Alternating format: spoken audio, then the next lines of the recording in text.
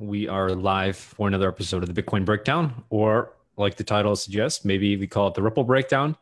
I don't think so, but everyone else is going to want to. Yeah. Well, for today, until that comes crashing right back down.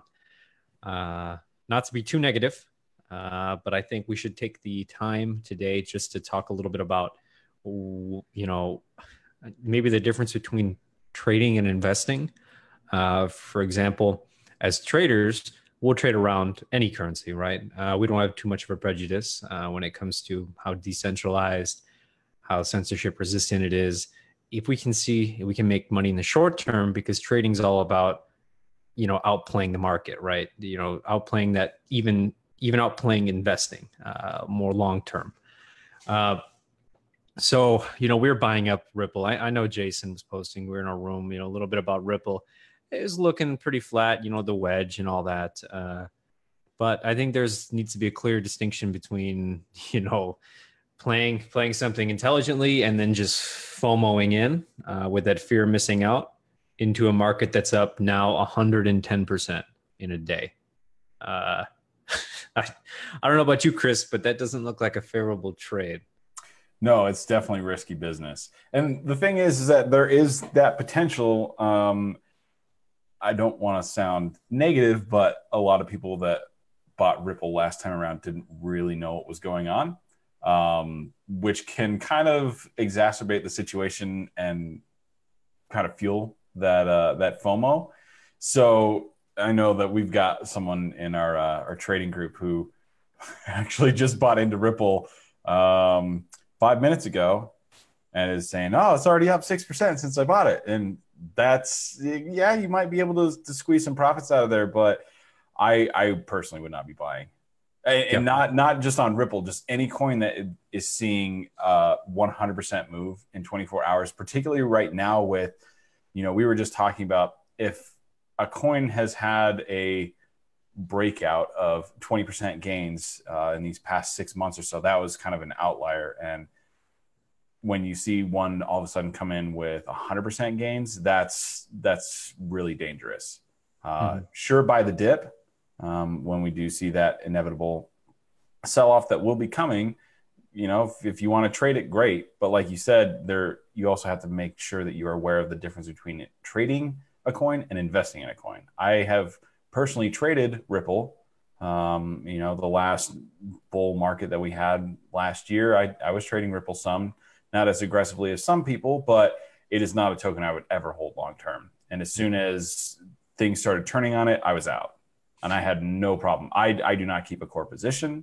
There are a handful of projects that I have no interest in long term. So I don't hold that core position that I maintain even during a downturn. So just keep that in mind. Keep things tempered. Yeah. And I think it kind of comes down to, I think we spent enough time on talking about trading specifically. I think we should talk a little bit more investing too, because that's just part of a balanced portfolio, right? You have some money that you invest, you have some money that you trade, and I think when it comes down to investing, people have a very hard time differentiating the two, or I guess if there's even a difference for a lot of people. How you just said you trade around, but that's completely different than what you'd hold long term. And something like Ripple, let's just take that as an example, because while Ripple may be the best example of what we're going to talk about, is something that might not be the best idea to hold long term. You have thousands of other coins similar to it, if not worse. Yeah. So I think you kind of have to break down and how you actually interpret. How do you value these currencies, these networks? Right. And I think it really comes down to the biggest thing you should be watching is the development and the security of the network. Right.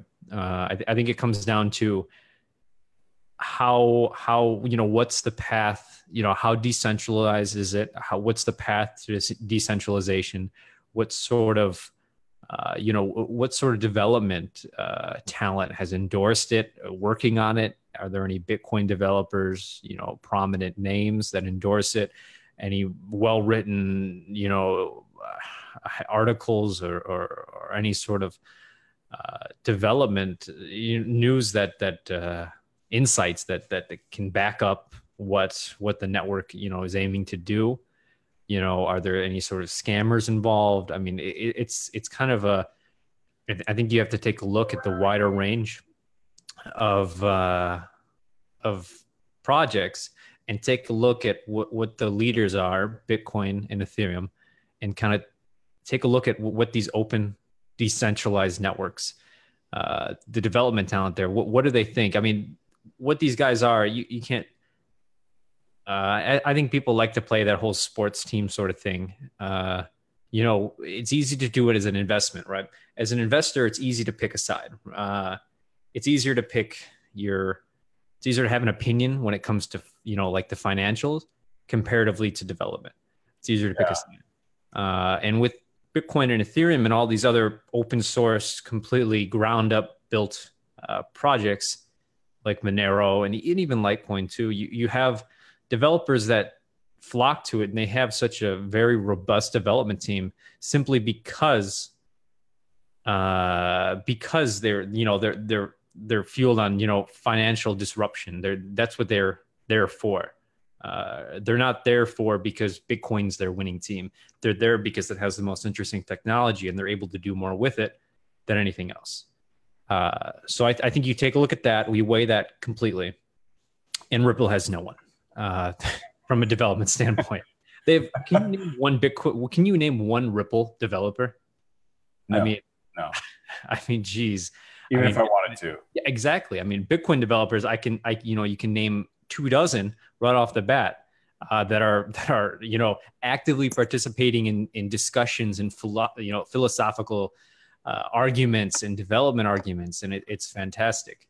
It's fantastic to see, and it's just something you don't see with projects like that. And then you take a look at the economics, which is second, I think, when you're valuing. But I think it's a pretty big distinction between things like this, even more so development, because you have something like Ripple pre-mined. 60% of it is owned by the company Ripple. 60% of that.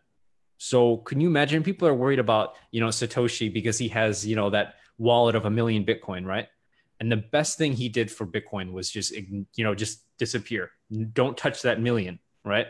So really, if he was to spend that, it would be a little iffy. I'd be a little upset. I'd be pretty upset about that. And I think everyone would reevaluate what Bitcoin is, but he hasn't. No one's touched that million. And that million kind of pales in comparison to a 60% of the current, circulation of Ripple with no cap, and no way to cap it or anything. So you have 60% of it owned. They can censor anything. They can reverse transactions. That alone just is 60%. How do you even justify buying into a currency that the corporation owns 60% of? That's kind of bothersome. And then you have, why do you even need that token, right? What's the point of the token? It's tough because then you even go down even smaller, which I value even less, like the legal risk, right? What's a legal risk, which in the long term probably doesn't matter too much to these projects, but Ripple, obviously, it goes back and forth, and I'm kind of leaning towards it's a security. I'm not any sort of lawyer or anything, but it seems like the general sentiment is it was a security, and that alone, does matter in the long term when valuing something that 60% of the company owns, because if it's a legal risk and 60% of the currency and complete control of the network is by a centralized company, and there's a legal risk associated with the token sale. Yeah, that's fair. Yeah. I don't understand why you would invest in something like that long term. Legal risk doesn't matter too much for Bitcoin, right? A government can't stop Bitcoin. No one controls Bitcoin. No one's controls that decentralized network. There's no Bitcoin corporation. But Ripple, there is. So legal risk is definitely in play there. But I'll let you guys go. I don't know. I have more, but it's frustrating because it's up 110% and people are still buying in because they think it's going to flip Bitcoin. Even if it does, it still doesn't make sense. Are we live right now? Yep. Oh, yeah. Oh, okay. Yeah. The other thing that I did just want to say is that nothing has happened between yesterday and today.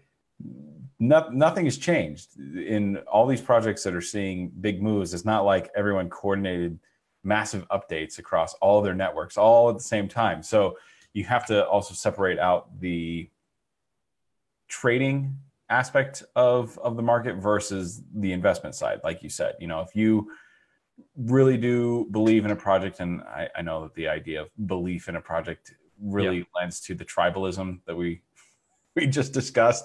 But if something is viable long term, that is different than the market moves, right? So a lot of this is not long term investing. It's people that are trying to make a quick buck, which then fuels that FOMO that we see time and time again in cryptocurrency. And it is good that we're starting to see this. This is kind of what happened last September-ish, is when we started to see these bigger, I don't want to call them pump and dumps, but much larger moves, kind of pushing back towards that bull market run. So whether or not we see follow through on this, that's still to be seen. But we were saying 2 days ago, right? Either yesterday or 2 days ago, that we were getting to a point where we're going to have to see a break one way or the other. And so this is kind of giving some evidence towards the upside. Yeah. What are you seeing, Jason? I just think hopefully some guys getting paid on this Ripple here, and maybe they can buy into some other parts of the market. I mean, I don't know who's paying 70 and 75 cents up here. I mean, my goodness. I mean, and I think that kind of goes back to, I think a good example is, when you take a look at what like the search engine kind of war was between Yahoo and Google, and you had one that was the absolute powerhouse, right? When it came to marketing dollars and manpower and just name recognition, which you can kind of compare that to Ripple when it comes to marketing. Who has the bigger marketing budget? Bitcoin. And if you can even name one of the Bitcoin organizations, I mean, you can't, right? There's Blockstream, but I mean, that's just one. I mean, and it's even questionable how much power they have. And then you have Ripple that owns 60% of the circulating supply, right? And they have marketing dollars because of that 60% supply they own. So you have one, Yahoo was a complete marketing powerhouse. They controlled pretty much, they hosted and advertised all the .com bubble companies, and they profited a lot from that. And they were pretty much there because they were the marketing powerhouse. And then you have someone like Google that was a development-focused group, development-focused project that scaled and offered a better product. And which one won? I mean, marketing, of course, won in the short term, but in the long term, you had something that just couldn't be beat from a technological standpoint. And I think it's just important to realize that just because something is going up now, it doesn't mean it's going to continue.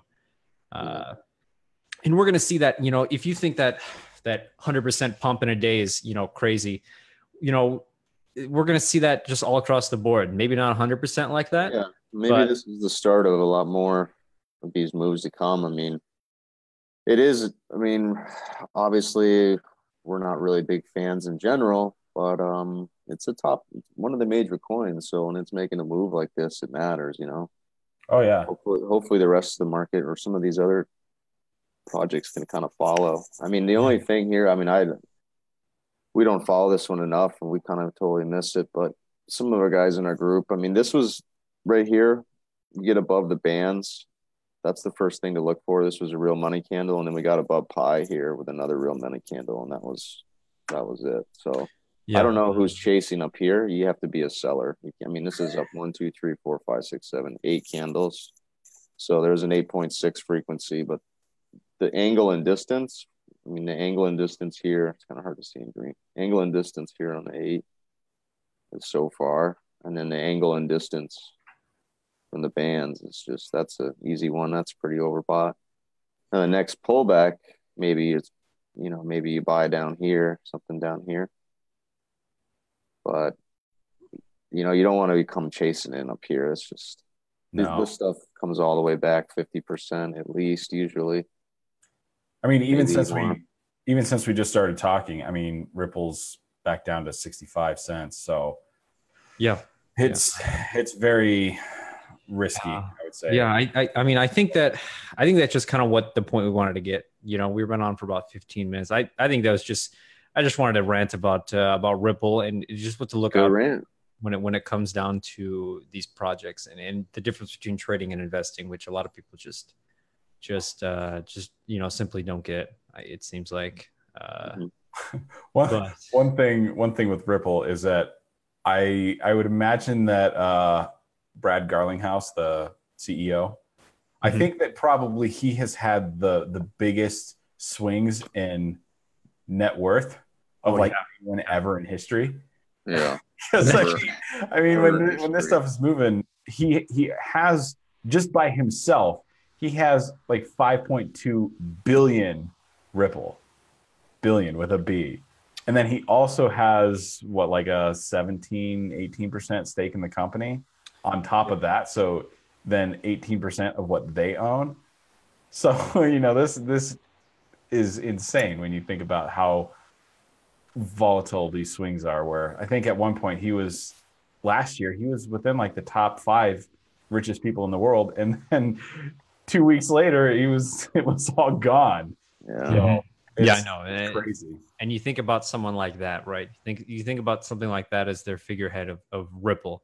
And then you think of the, 5,000 independent, anonymous Bitcoin developers that are all just working for that common goal of things that just interest them, right? Not financially interest them, but from just philosophical and just interesting from a development standpoint. What people aren't working on Ripple because it interests them. That's not interesting. And I mean, it's the same way you look at all these other, look at the creation of the, how the internet came to be. It wasn't because there was a financial, it was because it's interesting technology and people continually built, and it allowed for that open, you don't have to ask permission to develop on it.